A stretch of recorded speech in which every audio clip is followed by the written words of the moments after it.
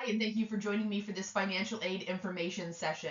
My name is Jessica Whittier, and I am a college access counselor with the Finance Authority of Maine. During today's presentation, we are going to talk about financial aid, and everything I'm going to talk about today is inside this publication called Pay. So you can follow along as I present today, and you'll see on the screen that it will tell you what page I'm on, so you can go ahead and take notes and dog ear things that you think are important to you. So let's start talking about financial aid. Financial aid exists to help students pay for college. So I'm going to guess that some of you have probably already started looking at schools and thinking about going and visiting colleges and doing all of those pieces that come along with the college selection process, including checking out their price tags. And I'm going to guess that a few of you have probably realized that, I don't have that much money to cover college costs. So what do I do? So what happens in this financial aid process is that colleges and the federal government and the state of Maine are going to try to give students money to help them cover college costs.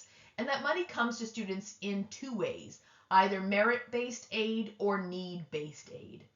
Merit-based aid is usually called a scholarship. Not always, but usually. And merit-based aid is the money that students get for doing or being something special. So I would say the most common type of merit-based aid is academic merit aid. So good grades while you are in high school can lead to scholarship dollars when you go to college. The other type of, there are all kinds of other types of merit-based aid, so other scholarships that students can get as well. So you can get scholarships for playing a sport if you're heading to a Division I or a Division II school. You can get scholarships because of the degree program you're heading into.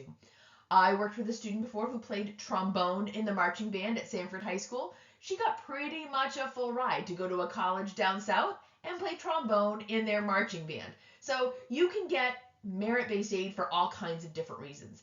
The big thing with merit-based aid is that as colleges or organizations offer you that aid, you want to make sure you understand why you're getting it and how do you keep getting it. So typically, in order to keep getting merit aid from year to year, you need to keep doing or being that something special that earned you the money in the first place.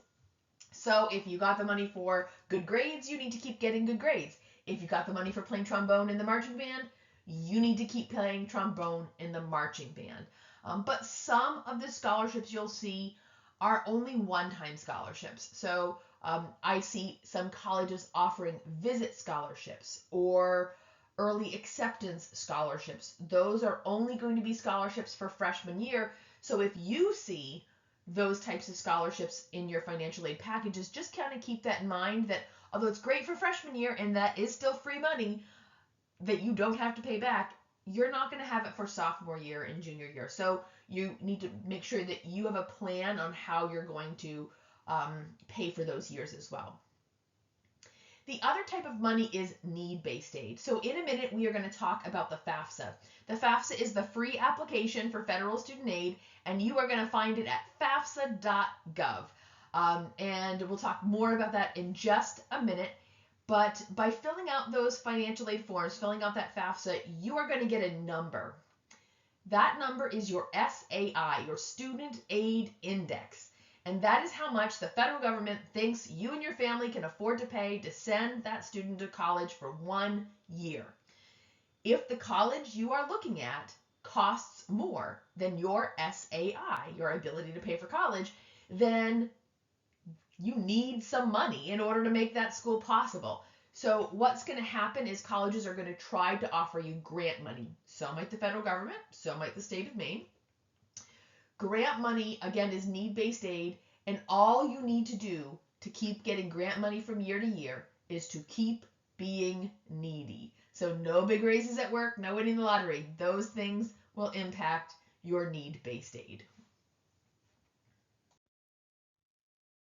When we talk about this financial aid process, we break it down into 3 steps. So this first step is to get ready, and you guys are doing that right now. You are learning about financial aid. You are preparing yourself for this process. Hopefully you are looking at schools, you're planning on visits to schools, you're doing all those things, you're building your college list.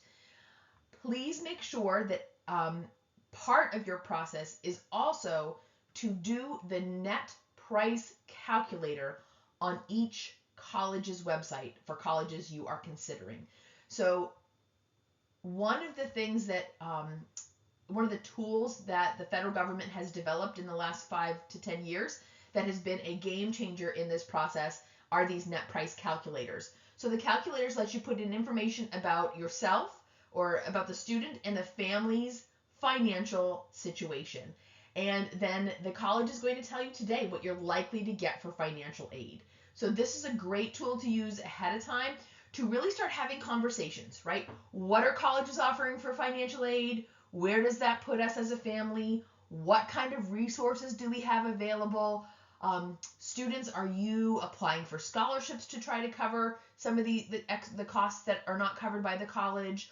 Or are you getting a job this summer to really kind of pick up that, pick up a little bit more funds to cover college costs? Parents, you want to be having these conversations with students now. And we want students to have a good idea of what the colleges that they're applying to are really going to cost them. Another tool that you can use in this process is College Board's Big Future website.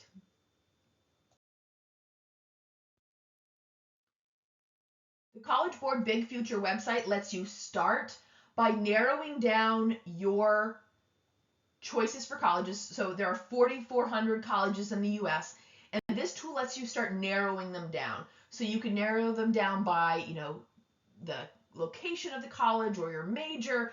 But after you kind of narrow it down with one of these first criteria, then you go in a little bit farther and you have some additional options for narrowing down the number of colleges, and one of them is affordability. And if you click on affordability, it's going to go ahead and let you choose colleges based on how much financial aid they give. So if you are looking for a college that gives a lot of financial aid, you can choose colleges that meet 100% of need. So in Maine, just as an example, Colby College would be one of those colleges. Colby costs $80,000 for 1 year. And if you fill out your financial aid forms and it figures out that your family can afford $3,000 to pay for college, then Colby is going to give you $77,000 in a grant.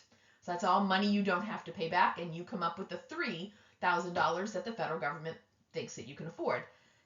That said, colleges like Colby, or just about any college that meets 100% of need, is really tough to get into. So you can also look at colleges that meet smaller amounts of need, a little bit less, but are still do a decent job. That'll expand your list and give you a better chance at finding colleges that have good financial aid.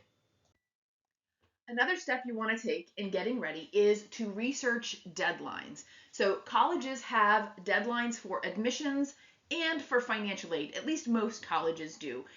So when it comes to admissions deadlines, again, you can find this information on the college's website. Admissions deadlines are the date that you want to get your college application in. Financial aid deadlines are the dates you want your financial aid forms completed by. So what happens on those financial aid deadlines is that colleges typically take all of the students who applied on time and just about all the money that they have at their own discretion, so their own college money, and they match those students that applied on time with the dollars that they have available to give away. And so what it means is students who apply for financial aid after that deadline are less likely to get the full package that they could have gotten if they had applied on time. So in essence, you get less money. So try your very, very best to meet those deadlines. The challenge we're going to have with the class of 2024, so filling out that 24-25 FAFSA, which we're going to talk about in a minute, is that these deadlines are a little bit different because the financial aid form is not coming out at the same time as it always did.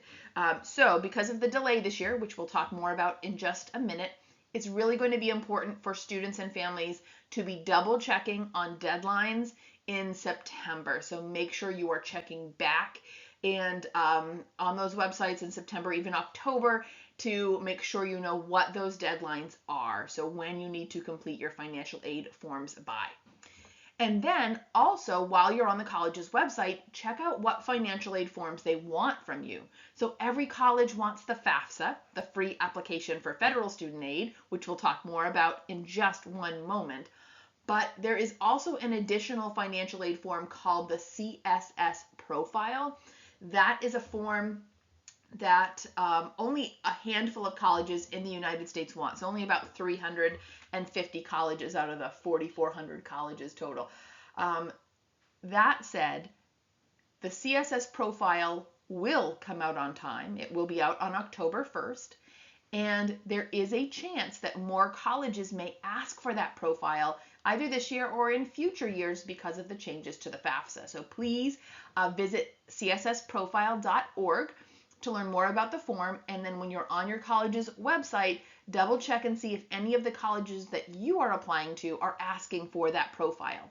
In Maine, right now, we have 3 colleges that ask for the profile: Colby, Bates, and Bowdoin. So again, these are only a handful of our colleges. They are highly selective colleges with a lot of money to give away. So it's not a bad thing if you need to fill out the profile. Just know it's going to take you a little bit more time to get it done. And you want to do your research because it is different from the FAFSA. It asks a lot more questions.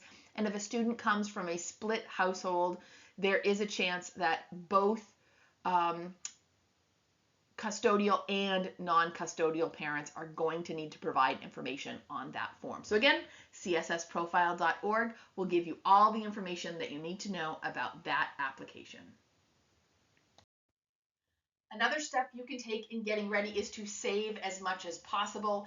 Every dollar saved is a dollar that the student doesn't have to borrow to pay for college. So we do think that this is a really great and important thing that a student can do to really boost their college savings in this last year before they head off to school, but also just to make more colleges an option based on starting to think about what your ability to save is. I'd encourage students and families to check out nextgenforme.com. So you can also access NextGen through our website at famemaine.com. NextGen is a college savings account created by the state of Maine, and there are lots of perks and benefits to that program for Maine residents as well. So definitely check that out when it comes to saving for college. And also take a look at scholarships. Tons of scholarships out there through your high school. We have Maine-based scholarships on our website, as well as links to other scholarship websites that we think are pretty great. Scholarships are a great way to pay for college. Scholarships are free money that you do not have to pay back, but you do have to do some work in order to get them. Folks, very few students are applying for scholarships. So if you put in that effort, you are one of only a few people doing that. So you have a much higher chance to get those scholarships than you think you do. So make sure you're putting in all the scholarships through your high school that you're eligible for, and then check out our website to learn more about scholarships locally and statewide that are available for you. Also, for parents, we have a Facebook group that we would encourage you to check out, Paying for College for Me. It's a great place where we put up information every week to help students and families navigate this process.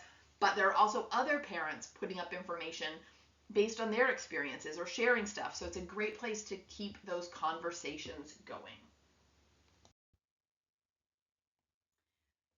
So now, just before we get into talking about the FAFSA, the free application for federal student aid, I do want to let you know that one of the things that we are really encouraging students and families to do ahead of time this year is to create your account at studentaid.gov. So this is the website you will use to file the FAFSA. It is the website that kind of handles all of the federal student loan information, as well as lots of other things to do with federal financial aid.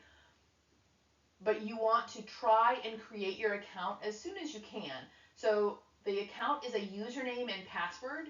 You pick the username, you pick the password. So it's not assigned to you. You're creating it yourself. You are going to need an email address and a cell phone number when creating it. Make sure that you are using a personal email account, not your school email account, not your work email account. It needs to be an email account that you can continue to access all the years that you are in college. So you want to use a personal email account. And then after you provide those accounts, the cell phone and the email, they're going to text you and send you an email. So make sure that you are someplace where you can access that information and be able to plug all of that back into your form. So every student needs an ID, and every parent who provides information on the FAFSA is going to need an ID. So you want to work on that. We have created some worksheets for you, so we'll show you that right now. So on our website, under our, so you'll go to famaine.com, affording education, paying for school resources and tools. I know it takes a little bit to get there, but on our resources and tools page, we would highly encourage you to print out these worksheets. We have a worksheet for students and we have a separate worksheet for parents. So you all want your own worksheet, and as you create your ID, you want to fill it in. You are going to need this information every year the student goes to college, and you use it like once a year. So when you don't use it, you forget it. So please write everything down. And this is especially important for parents who have multiple students that will be heading off to college. Parents, you are going to use the same ID for your ID stays the same for each of your students. So your ID is your ID. And so what happens sometimes is that maybe the older student helps the parents create it, and the older student keeps everything. And then when it's time for the younger student to go to school, they can't contact that older student, and they have a hard time getting that information. So write everything down, keep everything someplace safe, keep copies of it if you need to. And you can also visit our YouTube page to watch our little animated video on how to create your FSA ID. Good luck, guys. Okay, so now it's time to talk about the FAFSA. The FAFSA is the free application for federal student aid. You are going to find it at fafsa.gov. So today we're going to be talking about the 2425 FAFSA, which is the FAFSA application that the class of 2024 is going to fill out first. The FAFSA is always free. Do not pay anybody to fill out this form. And yes, you need to fill it out every year that a student goes to college. The 2425 FAFSA will become available in December. We're really not sure what day yet. Still waiting to hear more. So with these changes to the FAFSA, these new FAFSA changes coming to the 2425 FAFSA, there are still a few things up in the air. Now, what we do know is this 2425 FAFSA should be super easy to complete. So there has been a giant reduction in the number of questions in this application form. And they have made the connection with the IRS much smoother. So the form is going to ask you for your 2022 tax information.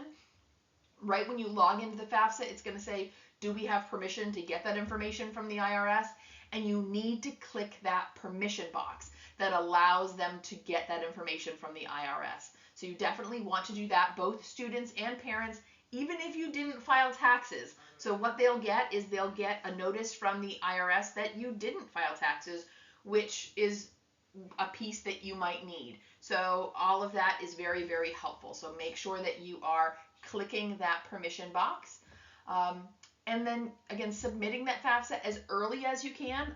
So I will say, I think when it comes out in December, you might want to give it a couple of weeks when it first comes out for them to work out any new bugs that might be in the system. But definitely by mid-January, you want to hop on and get that form done. This form belongs to the student, so the student is going to start. So the student is going to log in first with their FSA ID and do their part of the FAFSA. While they are doing it, it's going to say, it's going to tell them whether or not they need parent information on the FAFSA. Most students will need parent information. and it'll ask them to indicate who are your parents that we need to get information from. So here is where, again, it's important to have those IDs created well ahead of time, because the student will put in the IDs, the FSA IDs, or the information on the ID for the parents that they are going to file the FAFSA with. So that way, after the student has completed their portion and the parent logs in, then it's going to be able to connect you, match you up together. So who is your parent on the FAFSA form? So there are 13 things that can make a student an independent student on the FAFSA, which means you don't need parent information. So if a student is 24 years of age, if they're going to graduate school, if they're married, or if they have a child of their own that they provide most of the support for. But there are some other ones as well. So if a student is in foster care or legal guardianship, or homeless or at risk of homelessness, all of those things can also make you an independent student. But the vast majority of students file this with their parents. So who is your parent on the FAFSA form? If a student's biological or adoptive parents live in the same household, those will be the parents on your FAFSA. If your biological or adoptive parents do not live in the same household, then you are going to file the FAFSA with the household that provided the most support in the last 12 months. So the moment you are sitting down to fill out that FAFSA, you're going to think back 12 months. In that period of time, which household provided the most financial support, that's the household you go with. If the parent in that household that the student is filing with is single, it'll just be student's information and parent's information. But if that parent is married, you will include step-parent information, even if the step-parent has no intention of helping cover college costs. So if you have questions about who you should file with, or if this feels confusing, please reach out to us. You can email us at education@famemaine.com to ask us some questions, and we're happy to help you out. In addition to your 2022 tax information going into the FAFSA, they are also going to ask about your assets. So there are some assets that are protected. So any money that you have in a qualified retirement account is not counted on the FAFSA form. So IRAs, pension plans, 403Bs, all of that stuff. Anything that is a qualified retirement account is not going to be included on the FAFSA form. Neither is your primary residence. So the home you live in is not counted as an asset. They don't want you draining your retirement account or selling your house to send your kiddo to college. So what are they looking at? They are looking at money that's in bank accounts, so things like checking and savings account. They're also looking at cash on hand, so any cash that you might have that you've not put in bank accounts. They are looking at investments like stocks and bonds and mutual funds that are not in qualified retirement accounts, as well as investment properties like second homes or camps or rental properties. So again, not your primary residence, but you still own them. In those cases, you will put the equity value of those properties in your FAFSA form. So even if your number that you're coming up with is pretty big, know that for parents, parent assets play a pretty small role in this process. So we encourage you not to worry too much about what assets you're putting in. Students, however, if a student comes from a household that earns more than $50,000 a year, then they are counting student assets at pretty much a flat 20%. So it's never a great idea for students to have large dollar amounts in their name. Next-gen accounts or other college savings accounts that are owned by the student's parents or grandparents, or those are going to be better places to put that money, and then the student can still use it for college purposes. If you have questions about how the FAFSA might be looking at your income or assets, please always feel free to reach out to us. You can visit our webpage at famemaine.com, go to the Contact Us section, and choose to have a one-on-one financial aid coaching session, and we will happily walk you through what they're looking at and how they're looking at it. So those are some great questions that we are happy to answer. Once you have filed your FAFSA, so you are able to include 20 colleges on your FAFSA form, once you have filed that FAFSA, those colleges get that information, and you get a notice that your FAFSA has been processed. So then you can go back to the website and you can put in information. So you can, or you could change information if you need to update anything. So maybe you want to add an additional school. Maybe you realized you made a mistake. So you have a conversation with us and you're like, ooh, I only needed to, or I didn't have to put in that piece that I put in, and you need to go back and make an edit. Absolutely, you can do that once you have, once your FAFSA has been processed and you have access to that form. Again, you are also going to get access to your student aid report. That is a list of all the questions on the FAFSA and how you answered them. We encourage you to download and save a PDF of that student aid report, because oftentimes scholarships that you will apply to in the future are going to want a copy of that student aid report. Any changes you make to the FAFSA going forward, the college is automatically going to get those updates as well.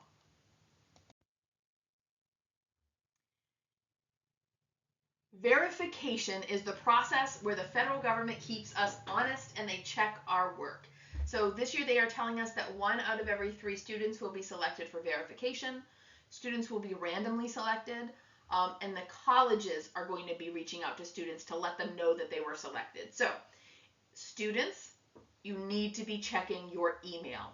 And this is, for students that do it regularly, fantastic. But if your students are like my children, it's rare. So this is where I really encourage students to start setting reminders on their phones to check their email at least twice a week. So if you get an email from the college, please read it. So if you're selected for verification, it's most likely the college will send you an email. It will say, this is some additional information we need from you. So they may ask for a copy of tax returns, copies of W-2s. They may ask for a household verification form to be completed, which is just a list of who lives in your household. If you are selected for verification by the federal government, each of the colleges that you applied to is going to want that information. So do not send them your originals. Know that you're going to have to provide that information to multiple colleges, and your process is not complete until you have provided them with those additional verification documents. If you are selected for verification and you have questions about that, always feel free to reach out to us. We're happy to walk you through that process. So now let's chat about types of financial aid. We talked a little bit already about scholarships, but scholarships and grants are free money, money you don't have to pay back. You want as much of that as you can get. So the federal government offers grants. The state of Maine offers grants. Right now, the Maine State Grant has a May 1st deadline, so you want to make sure you get your FAFSA done by May 1st.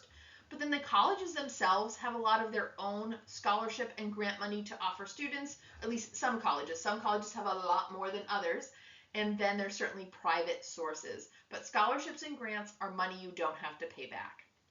There's also work study. Work study is a job on your college campus or somehow affiliated with your college. You work the job and they pay you. Yay! The challenge here is that students have to get to the college campus in the fall, find a job, work the job, and then they get paid. So it is typically not money that's helping to pay the fall bill. So just keep that in mind if you see work study in your financial aid package. Work study is money that is usually used by students for kind of the miscellaneous costs for college. So it might be pizza on a Friday night or going to the movies. It might be some extra books and supplies they need during the semester. It might be things like shampoo and deodorant that we hope you are still using when you go to college. So all of those things. So it is possible to save some of that work study money if you can and use it to pay for your next semester's costs. But we encourage students and families to not depend on that money being there. Sometimes students get really busy and are not able to work the number of hours that they thought they would, so they don't make as much. So we don't want any of those things to get in the way of the student's financial success in college. And the last type of money you might see in a financial aid package is student loans. So the federal government offers every U.S. citizen and eligible non-citizen a federal direct student loan. Those loans for freshman year are worth $5,500. It's $6,500 for sophomore and $7,500 for junior and senior. It's possible to have some of that loan subsidized, which means that The federal government will not charge you interest on the loan while you're in college, but it's more likely to have a big chunk, if not all, of your loan unsubsidized, which means it will collect interest while you're in college. You qualify for the subsidized loans if you have a financial need. So again, if the college costs a lot more than your ability to pay for school, then you would qualify for a subsidized student loan, or at least a portion of your loan to be subsidized. If you have questions about that, again, we have lots of great information on our website. And if you need more student loans than that federal student loan, please check out our website at faymaine.com/loans to learn about how private student loans work. We really encourage you to keep your student loan debts as low as you possibly can. So if you can avoid taking out loans completely, excellent, please do that. If you need some student loan to make college possible, start with that federal student loan that is for the student. It does not require a cosigner. It does not require a credit check. But after that, if you still need more, please do your research. When we are talking to students who are in over their head in student loan debt, it is students who have taken out additional private student loans. So please keep that in mind. Give us a call if you have questions about loans. We encourage students to keep their total student loan debt number below the starting salary for the job you want to go into. So if you want to be a teacher in the state of Maine, starting salary is about $40,000 a year. Over the course of getting that teaching certificate, you want to make sure your total student loan debt does not go above $40,000. That's going to make it comfortable for you to get a job and a house or a place to live and a car to get to work and pay back your student loan debt. If the debt gets a whole lot higher, it becomes harder to afford the other things, and you have to make sacrifices on things like cars or transportation or where you live or even food you eat. So just try to be as smart as you can about taking out student loans. Again, reach out to us if you have questions. So that financial aid offer will come from the colleges, again, sometimes via paper, more often through email to the student saying, hey, come check out your student portal and information about your financial aid offer. So in order to get access to that financial aid package, you need to be formally accepted at the college. And colleges have typically in the past started sending notifications in January. We do anticipate this to be a little bit slower for the 24-25 FAFSA because that form is not coming out as early as it usually would. So please make sure you are doing net price calculators ahead of time so that even though you might be waiting a little while to get your financial aid offer from the college, you already have a pretty good idea of what you're getting, okay? So when that comes, you're able to react to it fairly quickly. So I do anticipate we'll probably see more financial aid packages coming in the months of March and April than we normally do. So just keep that in mind, and that you are dedicating at least a portion of the month of April to really reviewing those offers and having conversations with the necessary people, including reaching out to us at FAME before you have to make a decision about what college you are attending. Again, check your email regularly for all of this information. And if you feel that while you are completing that FAFSA application that there is information that you are providing or not providing that could impact your ability to pay for college, it's possible you have a special circumstance. So some of those things would be loss of income or unemployment, divorce or separation, unusual medical expenses, or parents attending college at the same time as their students. So these are conversations you could have with the college, letting them know, hey, these challenges are part of what we're dealing with as a household right now that are going to impact our ability to pay for college. We want you to know about them ahead of time so that you could potentially take them into consideration when building the financial aid package. So have that conversation with colleges, early in the game. And so again, with the FAFSA not coming out until December, I would say, December and January would be great times to have this conversation, so they have this information ahead of processing your financial aid applications. On our website, we do have a steps to appeal financial aid offer worksheet that you can look at as well. Again, you'll find that on our resources and tools page. We also have a checklist for junior and senior year that you'll find at the back of that pay publication. You can actually just print out those 2 pages if you wanted, so that you can kind of keep them in your notebook and make sure you're following along. So it's page 27 and 28 in pay. We have tons of resources, folks. I cannot say enough about the absolutely fabulous team that we have that pulls together all of these gorgeous resources. So visit our website, go to our publications page to order any physical copies of them that you might want. We'll mail them right to you. But we have informational videos and calculators and tools and free financial aid help.